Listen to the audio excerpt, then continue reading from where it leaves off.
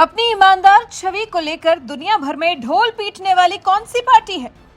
आम आदमी पार्टी। अपने काम को लेकर सजग और तत्पर तैयार कौन सी पार्टी है? आम आदमी पार्टी। निष्ठा पूर्वक दिल्ली के हित में दिन रात लगे रहने वाली कौन सी पार्टी है? आम आदमी पार्टी। अगर इन सब सवालों के जवाब आम आदमी पार्टी है तो हमारे मन में ये सवाल बहुत तेजी से कौंध रहा है, तो फिर आम आदमी पार्टी के इतने नेताओं की जेल जाने की नौबत क्यों आ जाती है? रविवार को तो हद ही हो गई। दिल्ली के डिप्टी सीएम मनीष सिसोदिया ही गिरफ्तार कर लिए गए। मतलब आम आदमी पार्टी के अंदर जाने वाले नेताओं की लिस्ट में एक और बड़ा नाम जुड़ गया, वो भी मनीष सिसोदिया का। दिल्ली में आबकारी नीति में घोटाले के मामले में डिप्टी सीएम मनीष सिसोदिया को सीबीआई ने गिरफ्तार कर लिया है। तो इसका मतलब तो हम यही मान सकते हैं कि राजनीति में 10 साल पहले आने वाली आम आदमी पार्टी ने जिस तेजी से अपने संगठन का विस्तार किया है, उतनी ही तेजी से विवादों से भी नाता जोड़ लिया है। आम आदमी पार्टी के कई अलग अलग नेता कई अलग अलग मामलों में सलाखों के पीछे पहुंचाए जा चुके हैं। यकीन न हो तो आपको लिस्ट समझा देते हैं। आम आदमी पार्टी के नेताओं की भ्रष्टाचार के मामले में लिप्त होकर जेल जाने की list.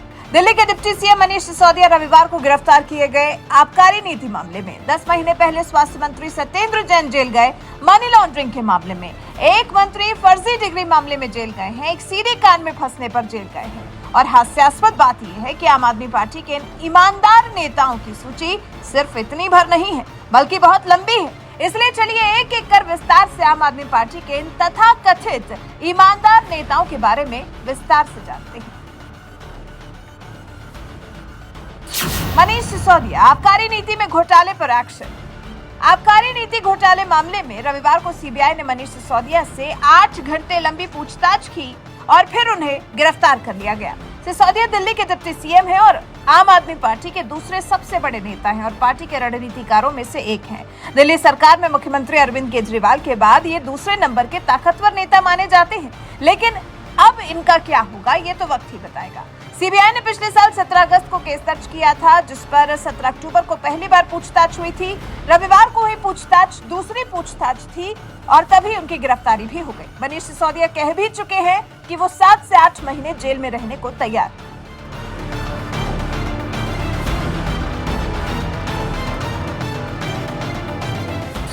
Satyendra Jain money laundering मामले में गए अंदर। प्रवर्तन निदेशालय ने स्वास्थ्य मंत्री सत्येंद्र जैन को गिरफ्तार किया है। उनके इस मामले में 4 करोड़ 81 लाख की संपत्ति जब्त भी की जा चुकी है। जैन का परिवार भी घेरे में लिया जा सकता है, पीएमएलए के तहत जांच के दायरे में आ सकता है। साल 2015-16 के दौरान जब सत्येंद्र जैन एक लोक सेवक थे, तब जैन पर अधिकारों के दुरुपयोग का आरोप लगाया गया था। सत्येंद्र जैन की बेटी सौम्या जैन मोहल्ला क्लिनिक के लिए सलाहकार के तौर पर नियुक्त किए जाने के बाद मामले ने तूल पकड़ा था। जांच सीबीआई तक को दे दी गई थी।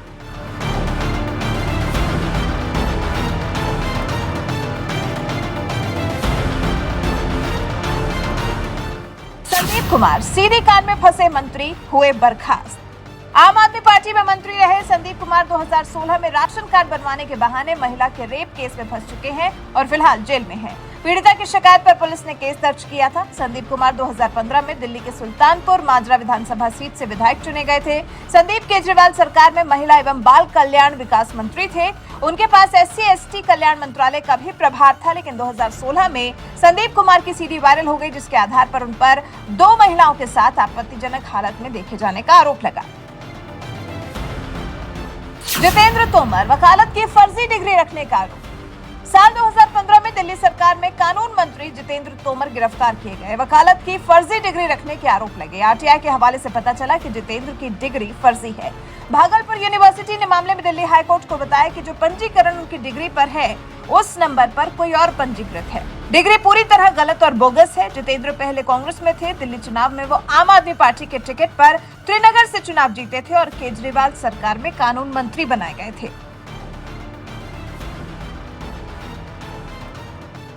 विजय सिंगला पंजाब में 1% मांगने का आरोप। पंजाब सरकार में स्वास्थ्य मंत्री विजय सिंगला को भ्रष्टाचार के मामले में जेल भेजा गया, जिसके बाद सीएम भगवंत मान ने विजय सिंगला को बर्खास्त किया। 52 साल के विजय सिंगला पंजाब के मनसा से विधायक हैं। उन्होंने मनसा सीट से कांग्रेस प्रत्याशी सिद्धू मूसेवाला को हराया था। सिंगला ने 19 मार्च को मंत्री पद की शपथ ली थी। उन्हें स्वास्थ्य मंत्रालय दिया गया था। सिंगला पेशे से डेंटिस्ट है और डेंटल क्लिनिक चलाते हैं। 7 साल पहले आम आदमी पार्टी के सदस्य बने थे। आसिम अहमद खान बिल्डर से 6 लाख घूस लेने के मामले में फंसे।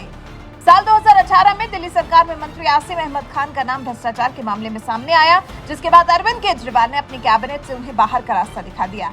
आसिम अहमद खान दिल्ली सरकार में खाद्य आपूर्ति मंत्री थे। सीएम केजरीवाल ने आसिम के खिलाफ भ्रष्टाचार के आरोप की जांच सीबीआई से कराने की सिफारिश की थी। केजरीवाल ने कहा था, शिकायत करने वाले ने आसिम से बातचीत की, ऑडियो रिकॉर्डिंग मेरे पास भेजी, इसके बाद मैंने मंत्री के खिलाफ कार्रवाई की। सोमनाथ भारती पत्नी ने लगाया प्रताड़ना का आरोप। सोमनाथ भारती तो आम आदमी पार्टी के ऐसे नेता हैं जिनका विवादों से पुराना नाता रहा है। साल 2013 में पत्नी लिपिका मित्रा ने उनके खिलाफ द्वारका नॉर्थ थाने में घरेलू हिंसा का आरोप लगाकर शिकायत दर्ज कराई थी। गिरफ्तारी से बचने के लिए सोमनाथ भारती हाईकोर्ट के बाद सुप्रीम कोर्ट तक पहुंचे थे। सोमनाथ दिल्ली के मालवीय नगर सीट से विधायक चुने गए थे। चुनाव जीतने के बाद कानून, पर्यटन, प्रशासनिक सुधार जैसे मंत्रालय संभाल रहे थे, लेकिन 2014 में ही भारती को अपने पद से इस्तीफा देना पड़ा था। अमानतुल्लाह खान वक्फ बोर्ड की संपत्तियों के मामले में जेल। आम आदमी पार्टी के विधायक अमानतुल्लाह खान लगातार विवादों में रहे हैं। पिछले साल खान को वक्फ बोर्ड के कामकाज में गड़बड़ियों के आरोप में एसीबी ने अरेस्ट किया था। अमानतुल्लाह खान पर वक्फ बोर्ड के बैंक खातों में वित्तीय गड़बड़ी, वक्फ बोर्ड की संपत्तियों में किराएदारी का निर्माण, वाहनों की खरीद में भ्रष्टाचार और दिल्ली वक्फ बोर्ड में सेवा नियमों में उल्लंघन करते हुए 33 लोगों की अवैध नियुक्ति के आरोप है। इस संबंध में एसीबी ने जनवरी 2020 में भ्रष्टाचार निवारण अधिनियम और भारतीय दंड संहिता के विभिन्न प्रावधानों के तहत केस दर्ज किया था। आरोप है कि दिल्ली वक्फ बोर्ड के अध्यक्ष के रूप में अमानतुल्लाह खान ने भ्रष्टाचार और पक्षपात किया है। प्रकाश जारवाल महिला से बदसलूकी मामले में जेल गए। आम आदमी पार्टी के देहली से विधायक प्रकाश जारवाल साल 2017 में 53 साल की महिला से बदसलूकी के आरोप में फंस गए थे।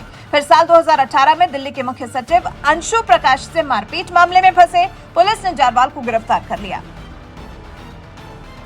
विजय नायर आबकारी नीति मामले में जेल गए। आम आदमी पार्टी के नेता विजय नायर को पिछले साल सीबीआई ने दिल्ली की आबकारी नीति में कथित तौर पर घोटाला करने के मामले में गिरफ्तार किया था। विजय नायर पिछले 8 साल से आम आदमी पार्टी से जुड़े हैं। ईडी का कहना था कि विजय नायर को आप ने आबकारी नीति को सुचारू रूप से लागू करवाने के लिए नियुक्त किया था।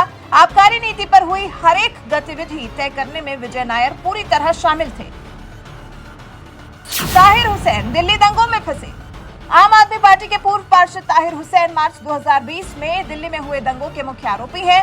दिल्ली की कड़कड़डुमा कोर्ट ने ताहिर हुसैन के खिलाफ आपराधिक साजिश रचने और दंगा भड़काने की धाराओं समेत कई अन्य धाराओं में आरोप तय किए। अक्टूबर 2022 में एडिशनल सेशन जज पुलत्स्य प्रमाचला ने अपने आदेश में कहा था, ताहिर हुसैन के घर पर इकट्ठा हुई हथियारबंद भीड़ का मकसद हिंदुओं को टारगेट कर मारना और उनकी संपत्ति को ज्यादा से ज्यादा नुकसान पहुंचाना था।